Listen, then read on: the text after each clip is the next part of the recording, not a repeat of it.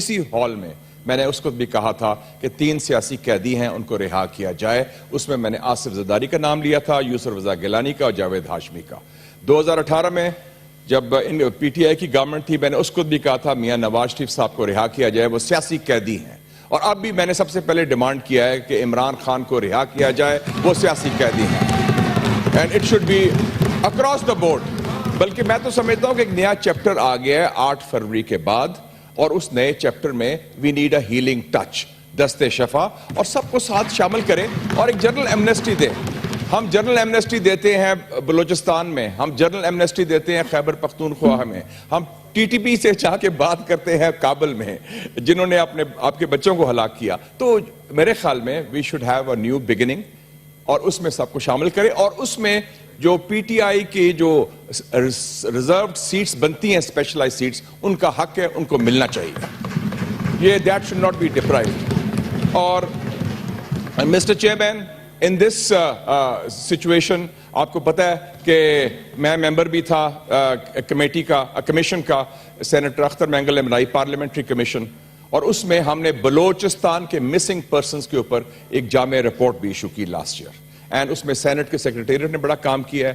I would like the report to be implemented. اور جو missing persons ہیں، چاہے وہ بلوچستان کے ہیں، چاہے وہ خیبر پختونخوا کے ہیں، یا سندھ کے ہیں، یا پنجاب کے ہیں، ان کو بازیاب کیا جائے اور ان کو ریہیبلیٹیٹ کیا جائے. اور مجھے خوشی ہوئی پتہ چلا ایم کیو ایم کے دوستوں سے کہ ایم کیو ایم کے 578 مسنگ پرسنز تھے، وہ اب رہا ہو گئے ہیں، صرف 13 رہ گئے ہیں.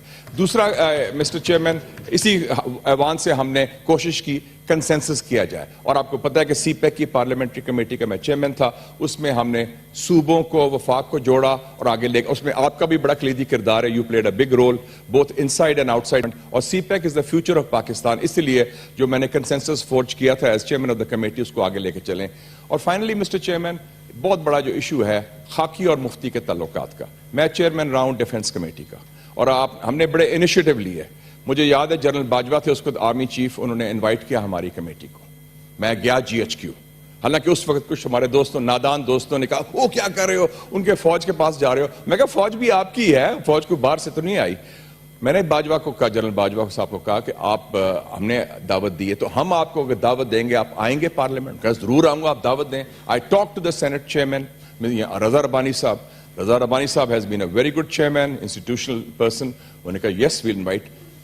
رضا ربانی صاحب اسی چیئر میں بیٹھے تھے جہاں آپ بیٹھے ہیں، اور ادھر سارا ملٹری ہائی کمانڈ تھا، پورا military high command led by general Bajwa. 4 گھنٹے کی نشست ہوئی. تو میں سمجھتا ہوں کہ یہ اٹ از ایکسٹریملی امپورٹنٹ کہ یہ ریلیشن شپ اداروں کے ساتھ، چاہے عدلیہ ہو، چاہے فوج ہو، اس کے ساتھ پولیٹیکل فورسز کے ٹھیک ہونے چاہیے. اور آگے بڑھنے کے لیے mister chairman, we should not forget کہ آپ جس تصویر کے نیچے بیٹھے ہیں، Quaid Azam Muhammad Ali Jinnah, the father of the nation, انہوں نے he gave this country through the ballot box, through democracy. The Qaid Azam was not a general or a judge or a feudal or a cleric. He was a politician, a lawyer who came to power and support with the support of the Muslimans of India through a political party, the All India Muslim League. تو belt انہوں نے کیا کہا تھا قائد اعظم نے؟ Democracy is in our blood. Democracy is in our